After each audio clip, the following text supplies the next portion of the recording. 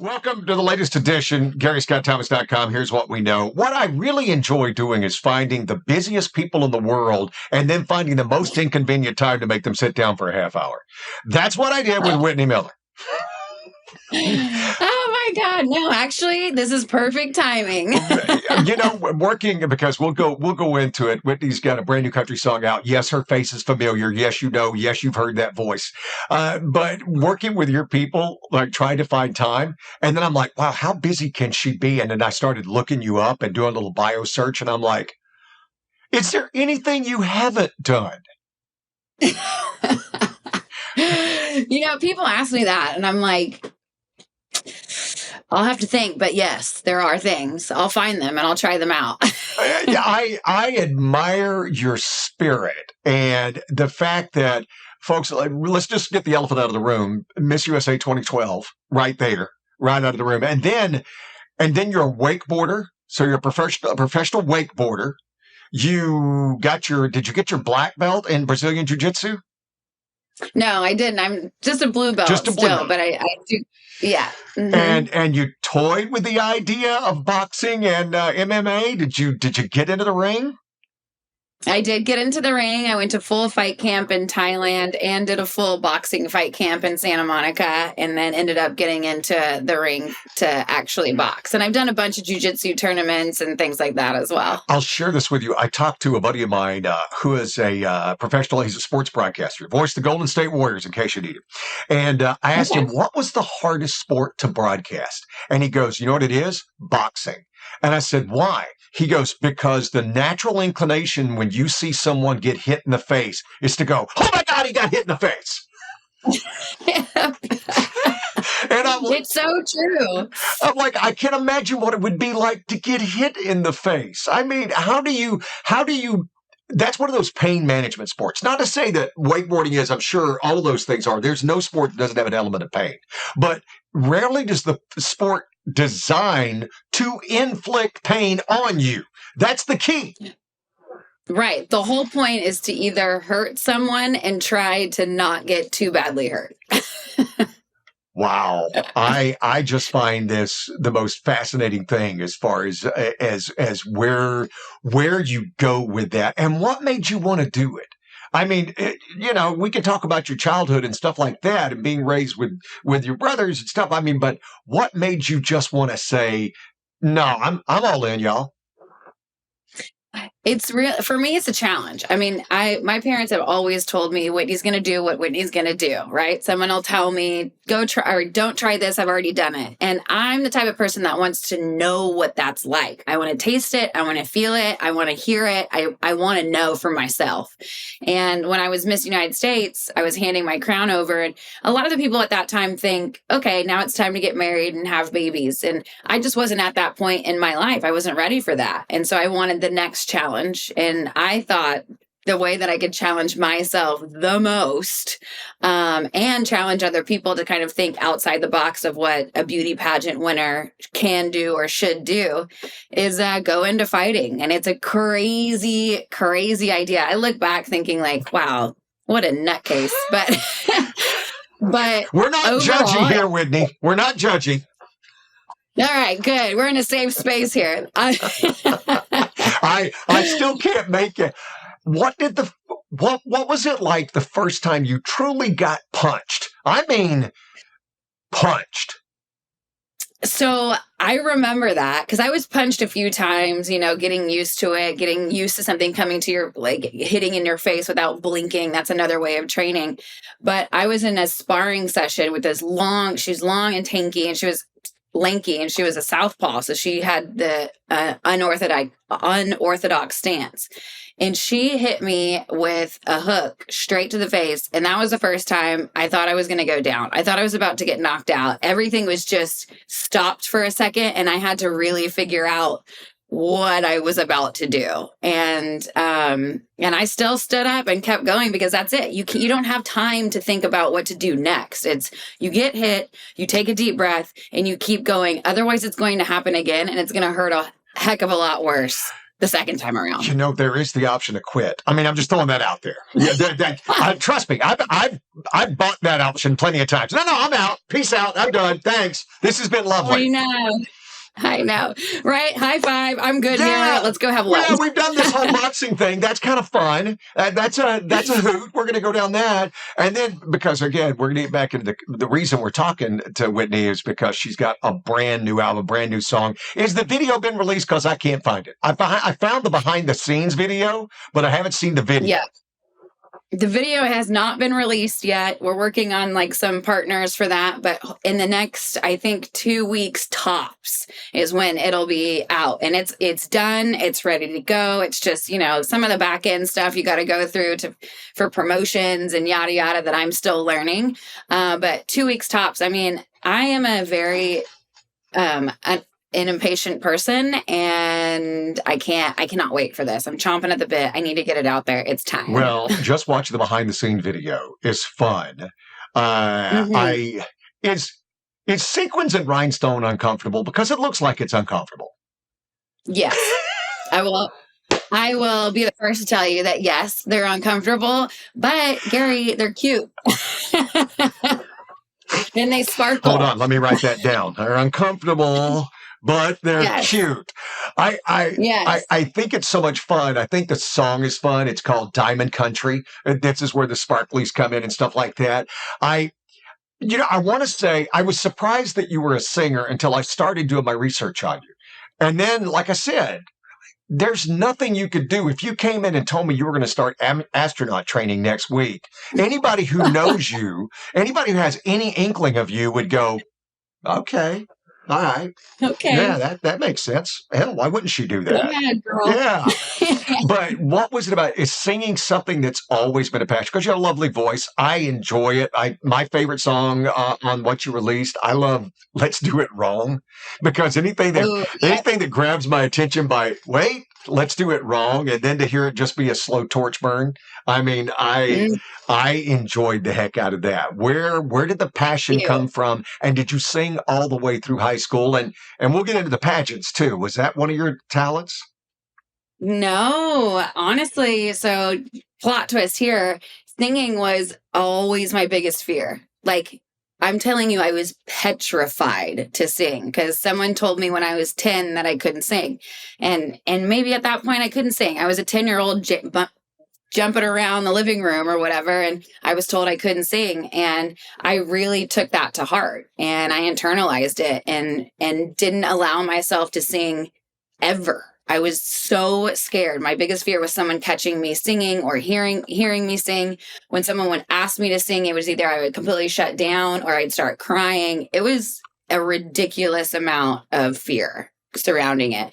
So I would always sing by myself, and I would always sing in the shower. And this was always something I wanted to do. This was my biggest dream, which I think, is one of the reasons why I tried to do all of these other things, which I see as very big accomplishments in my life. But I think I was trying to scratch an itch that I couldn't scratch without actually putting myself on stage with a microphone and singing. And finally, I just realized you have this one life to live and you have to go for it. And I'm not about to live another day keeping myself living in this fear and not sing and not live my truest self and exactly what I want to be doing. And so I finally said yes to it. And it's still something I have to work through. It's still, those fears still come up that maybe I'm not good enough and maybe people don't like the way I sound and all of those voices in my head that I still have to tangle with. But I can say that it's been the most freeing thing that I've ever done to really say, okay, let's go. We're going to go after this fully 100%. Was this one of the only cases of where you had a fear like this? I mean, because really, so all the other stuff was trying to fight this fear. Pretty much. I mean, being able to look back at it, there was plenty of other things that I was scared of doing, right? I was scared to get in the ring with somebody for sure. I was scared to get on stage, in my bikini or my evening gown or answer some random question in front of a crowd of thousands, and so all of these things really put me in a place to push myself outside of my comfort zone. But I always knew deep down that there was one fear and one thing that I always wanted to do, and that was sing. Wow. That's crazy. I mean, I don't know. Yours may be the only story I've ever heard like that. I mean, and honestly, I've been talking to country music singers for a long time, and most of them had that passion, or maybe they didn't have a belief in themselves, but they still sang in church. They still sang on that, but they didn't go try to find a way to fight the fear the way you did. That's absolutely riveting. I mean, it really is. Yeah, I appreciate that. It's now I'm at a point to where I can't say no to it anymore. I have the blinders on so much that because I kept myself from doing the one thing I always wanted to do and was trying to run from it so hard, I know what that feels like. I know what living that way feels like. And I don't think that's living fully. I wasn't fully living me. I wasn't doing me. And Whitney, myself, I'm not doing that anymore. Absolutely not. I'm not going back to that little girl who believed that she shouldn't be up there, that her voice wasn't good enough, or that she didn't have the whatever it was to get up there anymore. I think that little girl disappeared a long time ago. I don't know if it's a news flash. Yeah, but I think you know how to talk to her. I think you're totally 100% good on that. Is that why the tears at the end of the video, when you guys rap, is that why it is? Because you just felt like you pushed through a wall? I pushed through a wall, and doing that video was very challenging. It was very physically challenging, mentally, emotionally. I mean, we did 2 back-to-back 13-hour days in the Texas heat with no AC. I was dancing the entire time. And thankfully, going through fight camp, it kind of helped me be like, all right, another round, get up there. All right, another round, get up there. But yeah, towards the end, when it was the final shot and he said, all right, cut, it just hit me that I'm here doing it. I'm living the dream that I prevented myself from doing my entire life. And it's all coming together in this one moment. And so I just broke down in tears and was just so thankful, one, to myself that I was doing it, but also to everybody that had a part in this and everybody who was there with me. And it was a very emotional, space to be in, because you saw a lot of my friends there. They were in tears.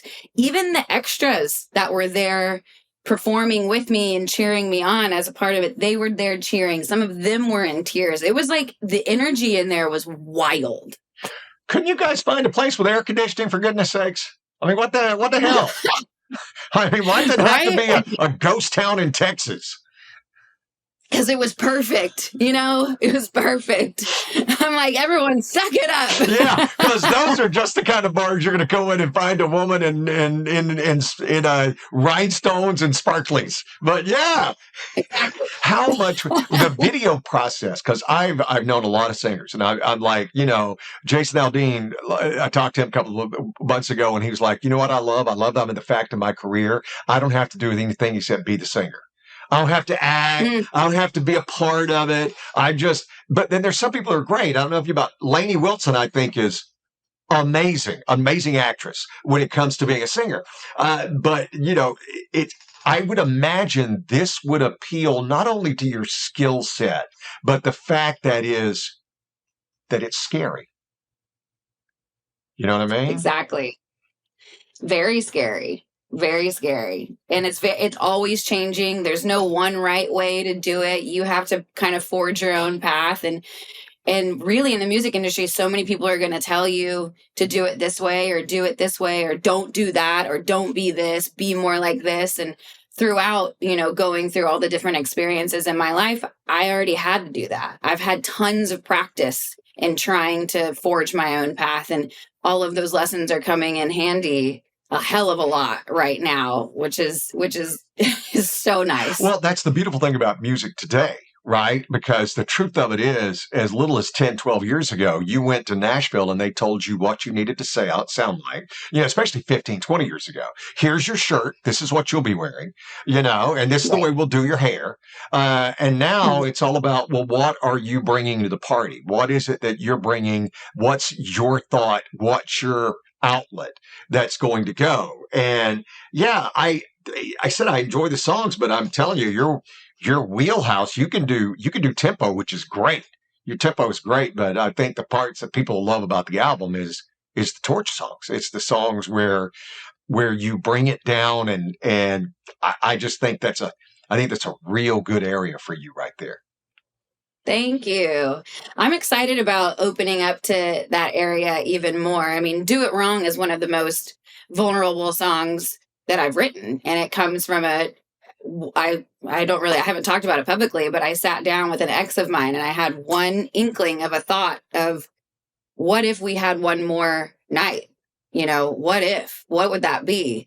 And that was not even a conversation that we had, but it was something that was in my head. And so I was like, people are thinking this. People go through that. Why do we shy away from so many of these emotions or thoughts or feelings and stuff them away and say, oh, no, we can't think about that, or that's not good. Maybe acting out on it isn't good. I agree with that. But that doesn't mean that we can't put it into something, into art, and put it into a song. And that's what Do It Wrong was. And, coming up in the next few months, in the beginning of next year, I do that. I open up like Whitney completely. I would take my journal, things that I would never want anyone to read. I know you never wanted to read anybody else's journals. Hello. Exactly. You know who I'm thinking? Was that Aubrey? I'm just throwing that out there. I'm floating that balloon just between you and me. There you go. Too funny. But I would take my journal and say, like, okay, this is where I'm at. This is what I'm thinking. This is where my heart has been, and we'd sit down and write a song based on that. So this is going to be a very big peek into who I am and into my heart. Hopefully it gives other people the permission to feel okay when they feel something similar. Well, it's the old George Jones definition of country music. It's honesty. If it's honesty, and again, whether the events happened, but this is the way I felt about them, or this is the way I feel about them, right? Right. We're going through this thing of breakup songs right now in country music. Guys, breakup songs, right? And they're all very nice, and there's no blame on anybody. But my whole purpose about the breakup song is, this is a song in the reality of breaking up. These are all wonderful sentiments, and they should all stay in your head. There should be a conversation you have in your head, that you don't bring her or him into it. That this is just, and how you deal with it. And again, it's being as vulnerable as you can with yourself. And I think that's where we as humans, when we share our stories, that's what I believe. When we share our stories, we unlock the essence of being alive. When we do that, then people buy in, and they buy in because we all relate. And that's, I don't have anything to relate to you. I'm not your age. I've never been to the beauty pageant. I will never let anybody hit me on purpose. And I can't sing even that much, but I can relate to the emotions. I can relate to that story of, what if that'd be a bad idea on so many levels. Exactly. And, at the end of the day, I mean, we're all our own walks of life. We come from different backgrounds. Maybe we don't even do the same thing or speak the same language, but exactly as you said, is we all feel the same thing. Sure, it's relative. It might show up in different ways, but deep down, we all know what a heartbreak feels like. We all know what joy feels like. We all know that, and it may show up differently for each one of us, but it's there. And so for me, my goal is, I've always been a very open person throughout my entire life. And that's what I plan to bring into music. Quick break, coming back with Whitney Miller. There's more we have to talk about. Stick around. So I want to tell you about our new sponsor, The Gym Guys. I have been working out with them for over a year now. It all started with the pandemic, and there was no place to go. The gyms were closed, all that kind of stuff. I found The Gym Guys because they come to you. The commute is theirs. Isn't that one of the worst parts of working out, is you have to factor in the commute time? Not with The Gym Guys. And it's more motivating. It's one thing to say, I'm going to work out today. It's another thing if you know, like, I have Luciana coming over today at 11:15. I got to be ready for it. And then they change the workouts up for you. They give you an app, so when you're working out on your own, you know how to do it right and what you're trying to do. And they also give you access to a nutritionist. It's all there for you. You can take it as, if you're just starting your journey, or maybe you want to take your journey to the next level. They've even got a contest on how you can win 100 free sessions with your friends and coworkers. It's at thebiggestmover.com, thebiggestmover.com. But you'll find the gym guys on the web, GYMGUYZ. So, can I ask you, and I know you have talked about this for ad nauseum, and I want to ask you to go deep on it, but how hard is pageantry? I mean, because we don't see it, right? Only thing we see, it's like music videos. Only thing we're going to see is 3 minutes and 10 seconds of everybody being fabulous and hitting all the right moves. They're not going to see the time you slammed your knee into a bar stool. They're not going to see the person who fell over or the camera that wasn't filming when you got the perfect take. They're not going to see all of that. What's the part we don't see? Like you said, you only see the tip of the iceberg. And I think there's this kind of, I don't know, thought around pageantry that people just hop up there on stage in a pretty dress and that's all it is. But there's so much training that goes into that just few minutes on the stage. So, I mean, people have all kinds of different interview coaches, walking coaches, you have your stylist, you have your interview coach, which is really come in handy for me because I really enjoy doing interviews.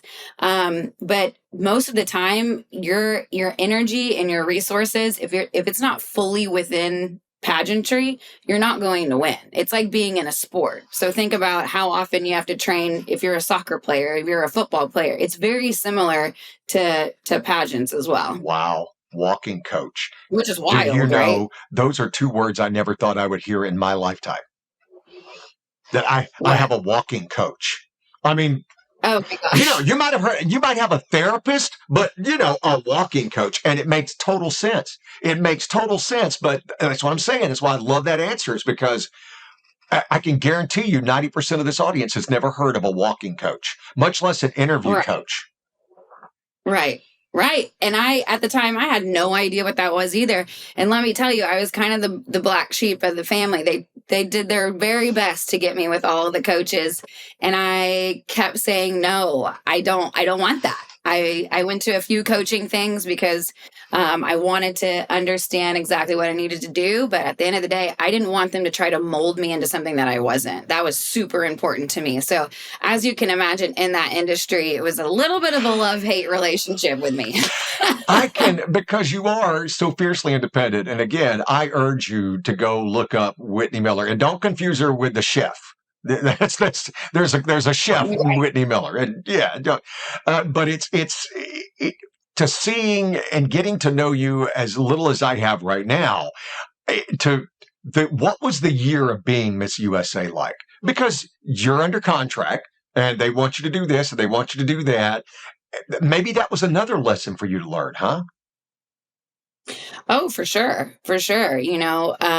We were constantly traveling. We had all kinds of photo shoots and charity events, and, you had to be here. You didn't have much of a life. It was more so your life was being Miss United States and going anywhere and everywhere they wanted you to go. And so that was a big lesson. And I was maybe, I guess, 22 or 23 at the time. And it helped me grow up pretty fast. I'll tell you that much. So I think a lot of good came out of that time. But I was also very excited when that year was over. I was going to let you touch on that. I'm not going to have any comments on it.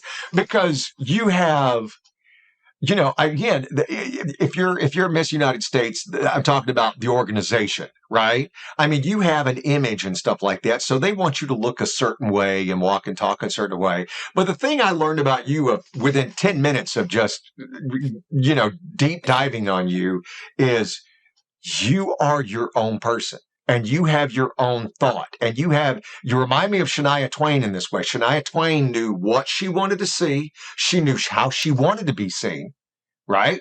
And she was always aware of it. And your videos, I could see it getting to that. I don't know if you saw that documentary with Shania. Of course, right? Yes. So she would hire people to film it and then send her the film, because she was going to edit it, because she knew how she wanted to be seen.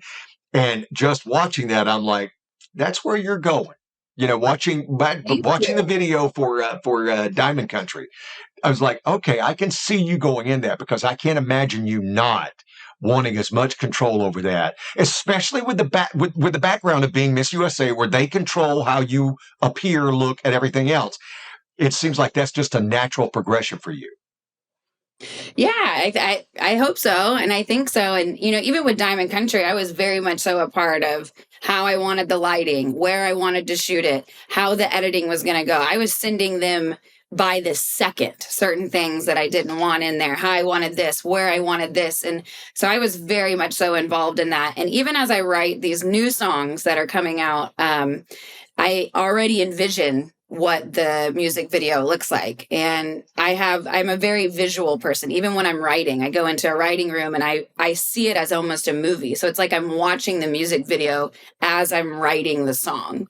And then I, put the music video together, kind of like we did with Diamond Country. But these next few songs that I have coming out are going to have some really powerful music videos to go along with them. I bet they will. What is the songwriting process like for you? I mean, you just said you see it almost before you feel it.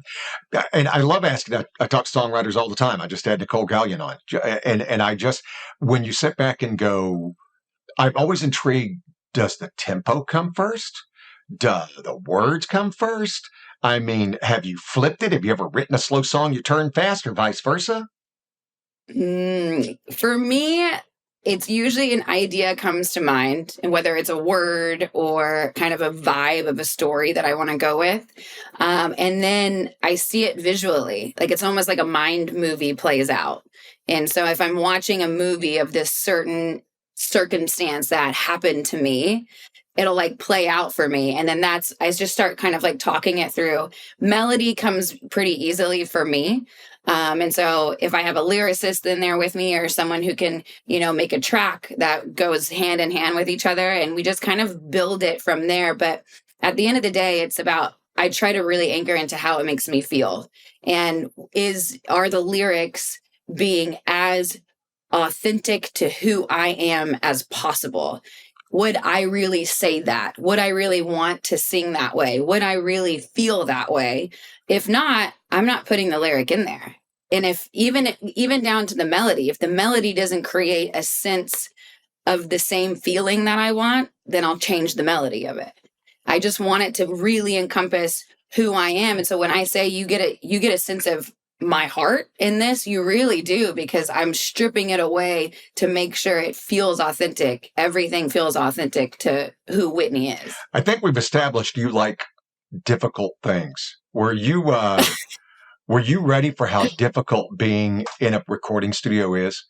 And how, I mean, because, again, name dropping, I've known a lot of people, and they're like, when you're recording, that's all you're doing. And whether it's 2 days, 4 days, 3 weeks, it's all you're doing. Mm-hmm.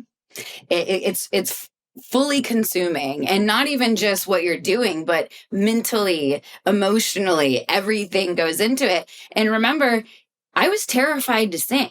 So me going in and singing in this high pressure environment, making sure I'm doing the best that I possibly can, knowing we have X amount of time, knowing it's costing money, this whole, like, I hope we don't have to come back in here and do it again. So there was so much pressure I was putting on myself through that. I'm getting better at it now, thankfully. But that first time I went in there, I was about to pass out. It is all encompassing, and my time with you, I know, is running short. I know you're so busy, but have you enjoyed the podcast world? I mean, listen, her podcast she's going to show you the real her. I mean, Whitney does not hide anything on when it comes to her podcast. Are you enjoying it? And where did you get the courage to go down that path? So yeah, we're not doing the podcast anymore. We had it for a couple of years. I have my co-host, Dr. Wednesday Martin, who's a social scientist on female sexuality. And I just, I'm the type of person who just wants to have open, honest conversations. And I feel like particularly when it comes to love and relationships, there's so many topics that are taboo when maybe we should have a different conversation surrounding that. And maybe there should be more education surrounding all of that. And so we brought on a lot of different scientists and doctors and experts in the field and everything in between to just have a conversation about it, whether I believe in it or not. I just wanted to know what makes people tick, what is the other side of the coin, what's a different perspective, and it was so much fun. We had a really good time with that podcast. That's why I was fascinated by you, because, like I said, you fight fear by trying to be fearless, and I find that fascinating. I find it interesting, and the fact that you will go down this path, and I honestly think you have a really good shot at this. Wow, thank you. I appreciate it. You've got all the tools. Now we now we take all the ingredients and we throw them in a room and we see what happens. But exactly. you've got everything there. Whitney Miller, I am so excited, and I look forward to doing this again because I don't think you're going away. Great. I love it. I can't wait to sit back down and talk to you again as well. I'm sure we'll have many more topics to chat about.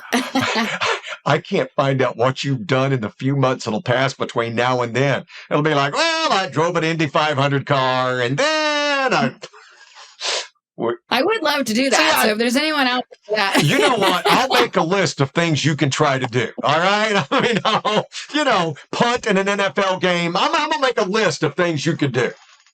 You know what? Don't threaten me with a good time. I'm ready.